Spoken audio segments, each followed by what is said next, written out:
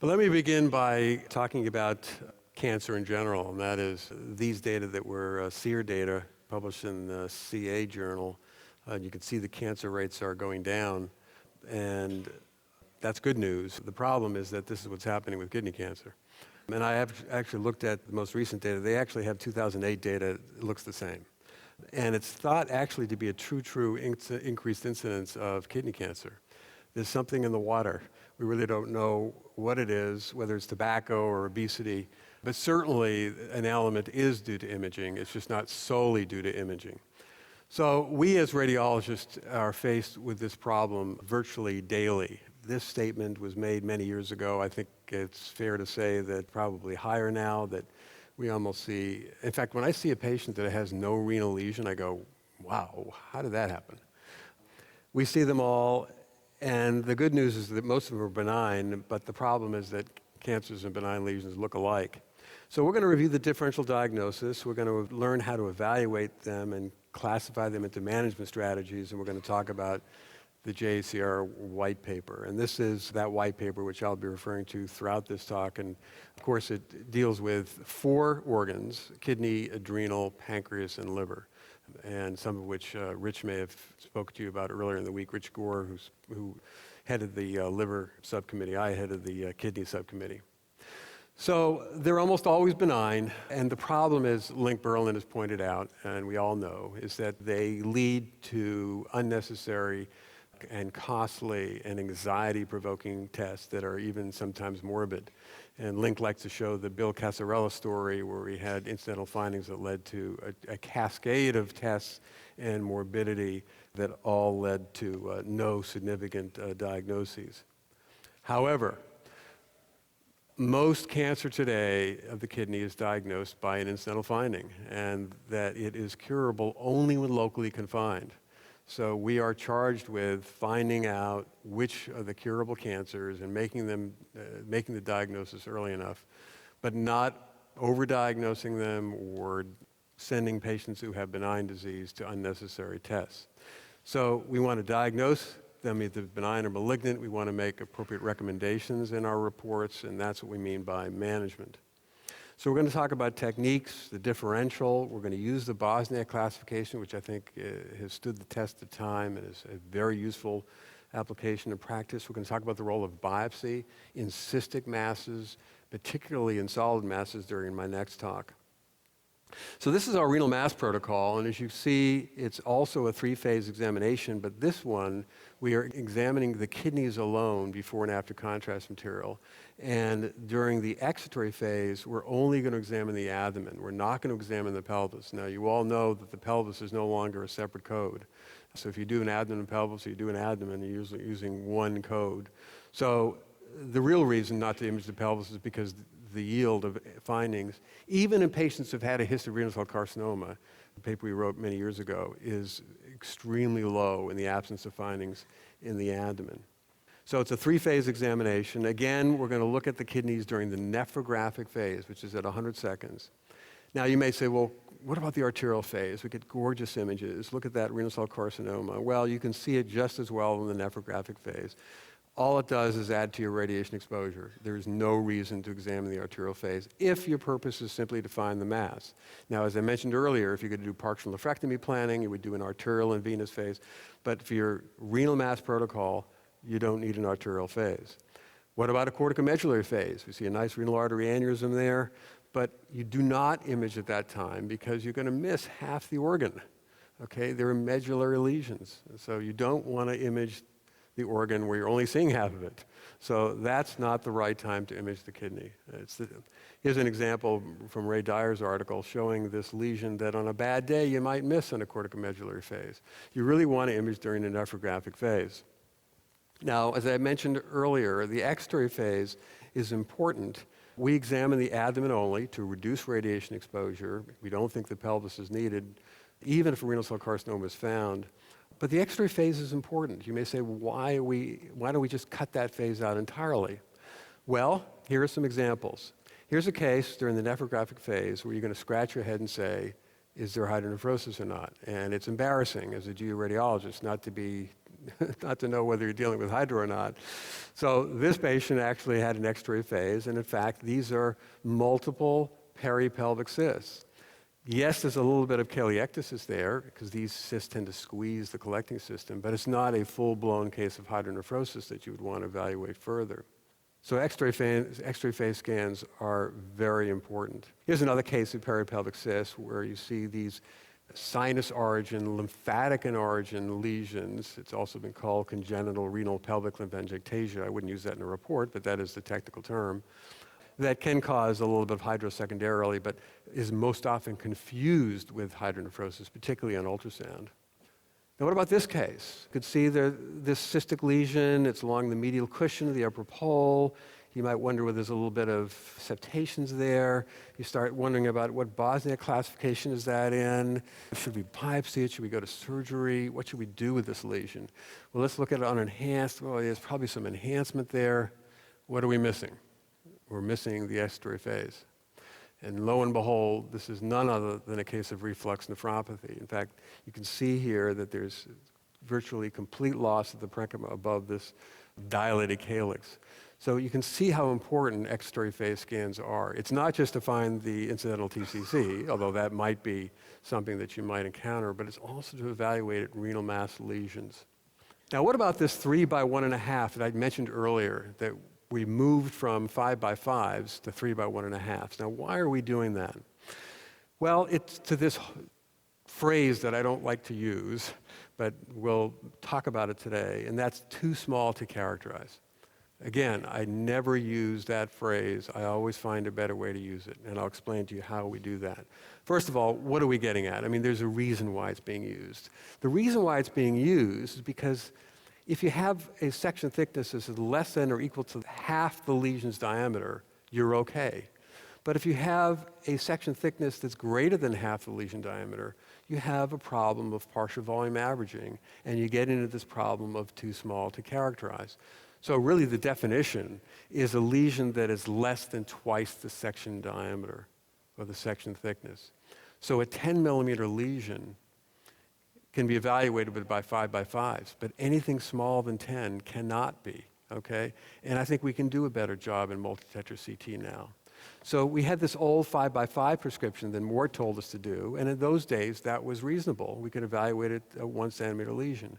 But if we take the 3 by 1.5 millimeter sequence, we can actually examine lesions smaller. We can actually go down to 4.5 millimeters, or if you will, 5 millimeters.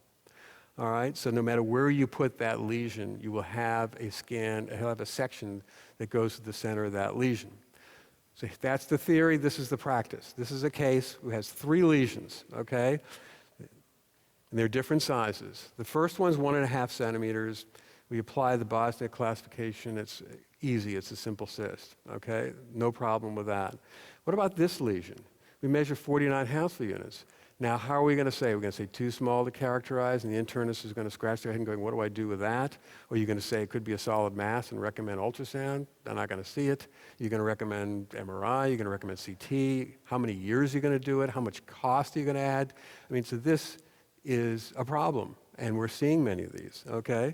So all you do is you take the same data that you acquired. You're not going to increase the radiation exposure. You're just going to reconstruct the data differently, 3 by 1.5. Now you see it measures less than 20 Hounsfield units. Now you make a diagnosis of a simple cyst, and you're done. All right? And we did a study years ago to show that if you do that, you're going to be able to characterize most lesions between 5 and 10 as simple cysts. Under 5, I'll talk about that in a minute, but between 5 and 10, you're able to characterize them as simple cysts. So you have less of a struggle with lesions of that size.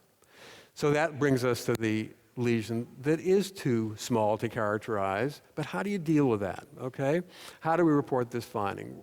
Well, I think better ways to say we just can't diagnose it. You can characterize any lesion. It's small, its attenuation is this, it's got low attenuation, but it's not quite low. But the point is, you can't state a definitive diagnosis. That's really the problem. But on the statistical basis, you know and I know that it's statistically likely to be a benign simple cyst, and that's the way we report them. Now, what about coronal images? Why are we doing coronal images routinely? Now, here it looks like there's a nodule there. That would be a Bosniak 4, and we would perhaps recommend that lesion be a renal cell carcinoma and be removed. But if you look at it on the coronal image, it's just a minimally thickened septum, which is actually a 2F, a minimally thickened septum, and therefore you'd follow it. So that's a management change. What about this lesion? Solitary kidney. Look at the septations, it looks thick. This patient had no fever, no white count, a normal urinalysis. I biopsied this lesion and I got pus. And so I went ahead and actually drained a large renal abscess. So what's the moral of the story? Always look at the perinephric space. Okay, see the perinephric stranding there? The more perinephric stranding you have, the more likely you're dealing with an inflammatory lesion. And more broadly, before you get into the Bosniak classification, which is what I'm going to do in a minute, you always should consider these etiologies. So an aneurysm or some pseudo lesion like a column of Bertin or a hypertrophy focus of the kidney or traumatic lesion or an infection before you consider the Bosniak classification. It's a very important point because you certainly don't want a patient to go to a nephrectomy or even a partial nephrectomy for a benign inflammatory lesion. Here's another one. A patient cared for at the Farber and was called up, said, Stu, can you biopsy this? I mean, these carcinoid mets would be unusual. Do you think this is a met? And I looked at it, and in fact, there were actually 2 lesions there. So we went ahead and biopsied it. We got white cells, and we hadn't drained 2 Staph aureus abscesses, okay? What's the clue? Look at the stranding. Just tremendous amount of stranding and thickening of Girota's fascia. The more of that you have, the more you're dealing with an inflammatory lesion. And, cystic renal cancers can be mimicked by infections. Now, what about this one? I show this to the residents, and they say, well, it could be a cystic nephroma, it could be multilocular cyst. If you look at this case, you can see these cystic lesions encompassing that entire left kidney from stem to stern. Diagnosis here is an Aunt Minnie. This is localized cystic disease of the kidney. Okay, it looks like autosomal dominant renal cystic disease, but it's involving only one side. So you got to be careful not to confuse cystic nephropathies with indeterminate cystic renal masses. So this is the Bosniak classification. I'm sure you're quite familiar with this. 5 classes, ordered of increasing probability of malignancy, from simple cysts where there's virtually no chance to 4 in which there's a greater than 95% chance of being malignant. And then there's the benign complicated cyst, which has approximately 0 chance of being malignant. They're reliably considered benign, although there are some rare reports of 2s that are malignant. Bort would say they're classified incorrectly. And the indeterminate ones, 2Fs and 3s, which we'll talk about. So here is a simple cyst.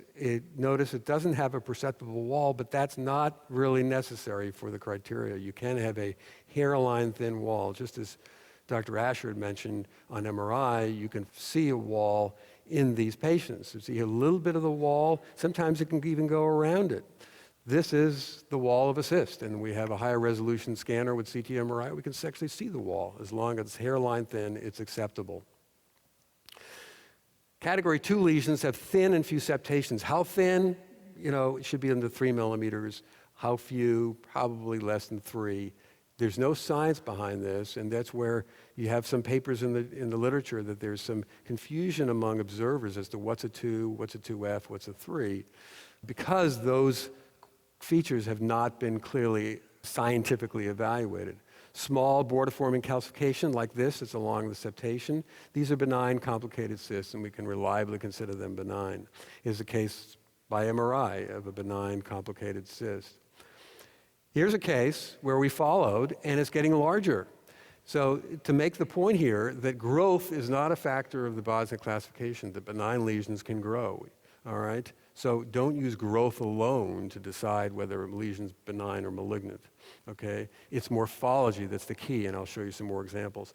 This is a hyperdense cyst, okay? And in order to be a hyperdense cyst, it has to be small, less than or equal to 3 centimeters, homogeneously hyperdense, even in a narrow window setting, and typically between 40 and 90 Hounsfield units and non-enhancing. Now, since that original definition, Mort has expanded it to include 20 to 40, and he and I have had some arguments over this, because again, there's really no data on the 20 to 40 range to actually say with certainty that they're benign. I have seen some papillary renal cell carcinomas that are essentially iso-dense with a kidney and don't enhance, but most of them are proteinaceous cysts. He's right on a statistical basis, but I'd be a little careful about those lesions. What about the hyperdense lesion on an unenhanced CT? There was a nice paper where Gary Israel is now at Yale, where they looked at dense lesions on unenhanced CT and found that if they were at least 70, then 99% of them were hyperdense cysts. So it's giving us a little bit more confidence about not having to do a renal mass protocol every time we see one of these things. Now, what about 2Fs, okay? Minimally thickened septations are okay. Another thing I've had arguments with Mort a little bit about is that what does that mean? I mean, what is minimally thickened? How thick? And it gets confusing from the standpoint of 2F versus 3.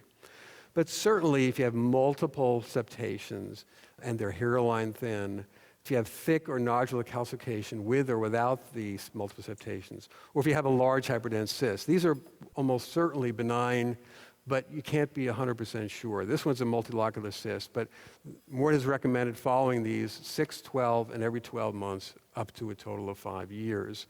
But you can vary that interval in duration depending upon how worried you are. You can look long if you want, or you can look shorter if you want. There is no known time interval that allows us to diagnose a renal lesion as benign with complete confidence, and I'll show you some examples of that later. MR is a very useful technique, and this is the basic protocol, T1s, T2s, ChemShift MR, and then pre and post GAD, and then finally subtraction images are very, very helpful. And Gary and Mort looked at this, compared MRI to CT, and showed that there were some different features that were seen by MRI and not by CT. In fact, MR upgraded 7 masses, 2 to 2F, 2F to 3, and 3 to 4. They showed enhancement not seen by CT. It corrected pseudo-enhancement at CT, but it may miss calcifications. So in summary, I use MRI in any 2F or 3 lesion. Okay, it's more data. These are indeterminate lesions. I want all the data before I make my final diagnosis. And occasionally I'll use it to confirm a sub-centimeter lesion is simple, but not routinely. Those, I'm going to say, on a statistical basis, they're likely simple cysts. Now, as I mentioned, growth is not a feature of the Bosniak classification. Benign lesions grow and cancerous ones may not grow at all. But certainly, the smaller the mass, the more likely it's benign. So here's a case we were following, and just to make the point, this is an old case, but to show you that the growth is not really changing very much, but what is changing is the morphology of the lesion, okay? You're getting this nodular thickening, and so this is a renal cell carcinoma. So morphological change is the key when you're following lesions like this. Here's another case. This is a patient who's had a colectomy for UC. We're following this patient for multiple abscesses. We're draining on our CSIR service. Just to show you this lesion a little more carefully, it's got little septations in there. That lateral wall looks a little worrisome. So I'm not crazy about that lesion, so we're going to follow that lesion. So here it is in 2006, and we followed it 6 months. A few months later, it's getting bigger. But not only is it getting bigger, but look at the anterior soft tissue component. Can you see it? It's not so straightforward, okay? And the reason why it's not so straightforward, because particularly in the last 2 sequences, they're corticomedullary phase. Remember I said not to use corticomedullary phase? And another reason is that because you actually can miss the medial aspect of lesions. So there's actually some soft tissue thickening along that medial aspect. Morphologic change. This is a renal cell carcinoma, and you have to pay attention to these small cystic masses that have non-simple elements. Category 3 lesions, the classic differential, multilocular cystic nephroma and a cystic renal cell carcinoma. This is a benign locular cyst. Big lesion, but it's benign. But it's a surgical lesion because you cannot tell this lesion from a cystic renal cell carcinoma. Here's another one. Multiple septations. They're thick. They're enhancing clearly. This is a cystic renal cell carcinoma, but could it have been a cystic nephroma? Yes, but there's no way to tell. That's why they're surgical lesions. Here's another one. What do you do with this lesion? Well, we did an MRI, and look at the variable T2 signal in this lesion. Are there enhancing components in this? Well, let's look at it with a subtraction technique. Looks like there are, but then there's some misregistration. Look at that liver. There's a little bit of misregistration in that case. What should we call this? Is this a 3? Is this a 2F? And this is where it can be quite difficult. I mean, I'm not pretending that these are straightforward examples. We thought the septations were a little too thick. It's quite a large lesion. So we called it a 3. And if it's a 3, it's a surgical lesion. So out it came. And this patient had a radical nephrectomy. There is the gross pathology.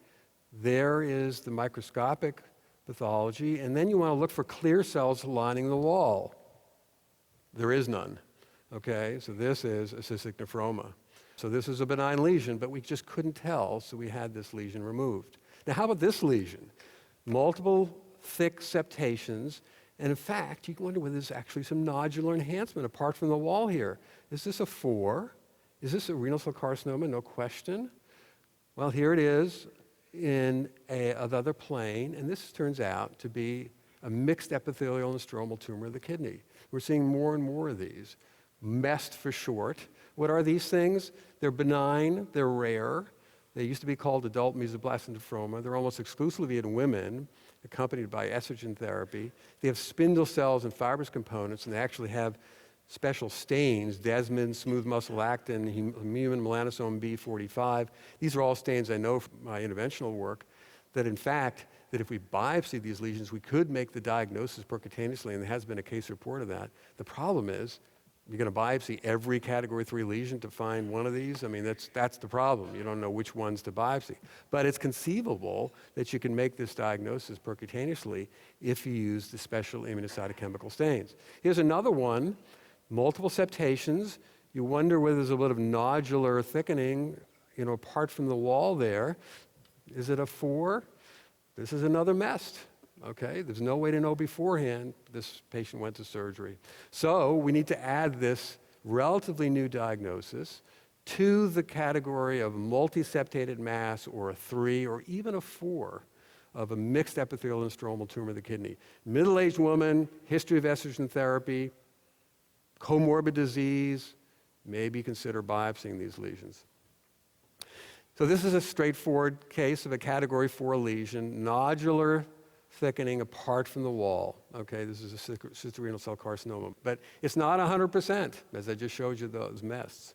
Now, enhancement, what are the criteria? Well, we use 20 as unequivocal, 10 to 20 is equivocal, and less than 10. We're taking the attenuation of the mass after contrast minus attenuation before contrast material.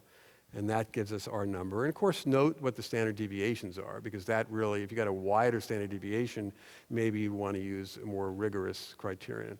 And when you're measuring these things, you look at the enhanced images first, then go back and see what the difference is. Make sure you're measuring lesion region of interest and not lesion. And the most common problem I see is you're not using homogeneous population of tissues. So I'm going to show you a gross example of how not to do it. Okay, you don't do that. Okay, you're going to actually potentially miss enhancement or underestimate it because you're averaging populations of tissues. What you want to do is go over a homogeneous population and then see if that enhances. And that, of course, is a renal cell carcinoma. And the other mistake that people make is they use their eye. That looks like a low-density mass, probably a cyst. Looks like a cyst, but it measures 48. Didn't look like it measured 48 because the window setting is such. And in fact, when you go back, there's a little bit of enhancement. So in the equivocal zone, we do an ultrasound MRI to confirm that. But the point here is that not to use your eye. You should really measure lesions in the kidney to be sure you're not dealing with enhancement.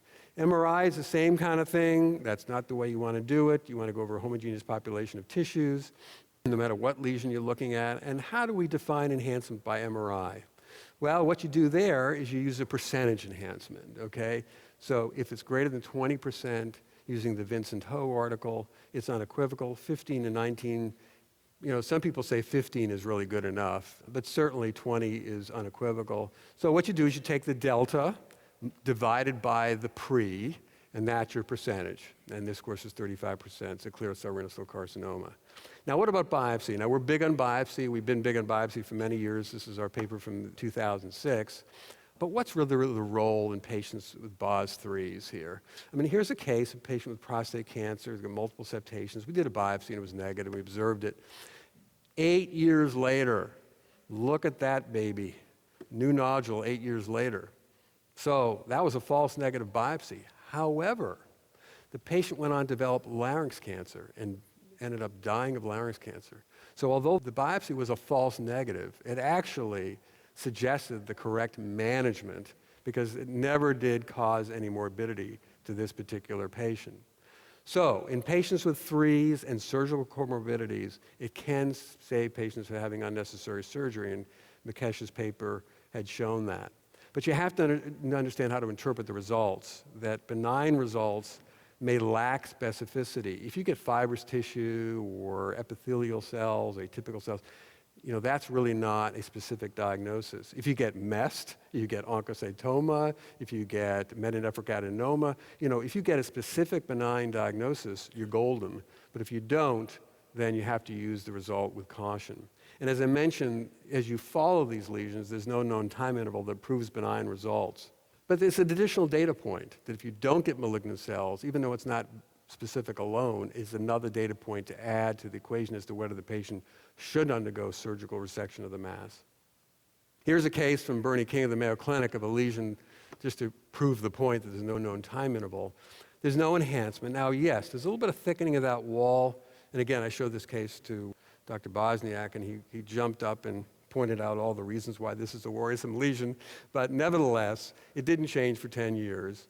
And the patient developed lung nodules, mediastinal mass, and the surgery revealed matching papillorenal cell carcinoma, grade 2 at all sites. So again, there's no known time interval, but clearly this is a lesion that has a thick wall and is a 3 and is a surgical lesion.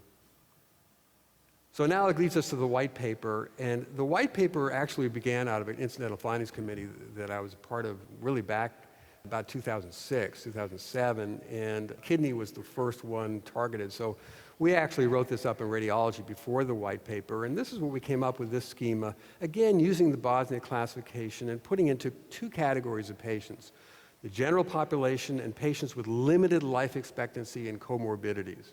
Notice I haven't mentioned age, because age really isn't a factor. It's limited life expectancy and comorbidities.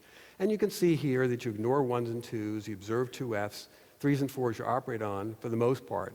But you might want to use observation, or what the urologists like to call active surveillance, in patients with comorbidities. And when a lesion is less than a centimeter, we say they're statistically likely to be benign, if for no other reason that it's unlikely to yield useful information to chase those anyways. And we're going to follow these lesions first at 6 months, then 12 months, up to 5 years. And there may even be a patient that you might want to do a partial nephrectomy if you're concerned enough about it in a 2F patient. And patients with limited life expectancy comorbidities, maybe you want to follow them a little bit longer. And ablation can also be used since it's less invasive. But remember, you want to make sure that a diagnosis is achieved, and we don't yet have long-term results from tumor ablation. And laparoscopic partial nephrectomy, as I mentioned, is becoming more and more prevalent today and can be applied even in patients with comorbidities. So that leads us to the white paper. And of course, what we did in the white paper is simply restate what was stated in our radiology paper, but we put it in a flowchart format for you. And of course, we emphasize the fact that simple appearing cysts less than a centimeter can be ignored. Now, what about the uncharacterized renal mass? Now, the uncharacterized, like you have a simple appearing cyst on this CT colonography or on a stone protocol. What do you do with that lesion? You got to get an ultrasound. And this is a bit of a conundrum. So in our white paper, we say, that it's probably appropriate to consider them benign, or at least statistically likely benign. And we're beginning to gather data to suggest that that's the case. And I don't know if Perry Pickard had showed you this earlier in the week, but Stacey O'Connor is a fellow with us now and used to be with Perry. Looked at over 3,000 CTCs, there were low-dose CTCs, and looked at all the simple appearing lesions and codified them based on their various characteristics. And it turns out that there were 4 cancers in that cohort, and they were all between 20 and 70, which is good news, because none of the simple appearing or the hyperdense ones turned out to be renal cell carcinoma. So it's adding to our data that we can confidently, or at least semi-confidently, diagnose these things on a statistical basis as being benign. But I caution you, when you look at these little things, to look carefully, and if you see anything that looks that it's not simple, and this is with a 5x5 algorithm, that you have to be careful. So don't just blow them all off as likely cysts. And old films are important, but they don't really help in this circumstance, because renal cells can develop, simple cysts can develop. So the fact that we're seeing old films and it's new doesn't really help. It's about the morphology of the lesion. So we followed this lesion. It got bigger. Its septations are more apparent. So we went ahead and did a biopsy and ablated in the same session. And of course, it was a clear cell renal cell carcinoma. So you got to pay attention to the subtle findings when you're evaluating renal masses. So our learning objectives to understand how to evaluate these things and to apply the white paper. Again, I go back to this flow chart where you can see that the 1s and 2s are ignored. The lesions that are 2Fs, we're going to follow those up to 5 years. If there's no morphologic change, you can leave those alone. But of course, there's morphologic change, it would go to surgery. And then the 3s and 4s, which in general are surgical lesions, except for the rare cases in which you might want to consider a biopsy.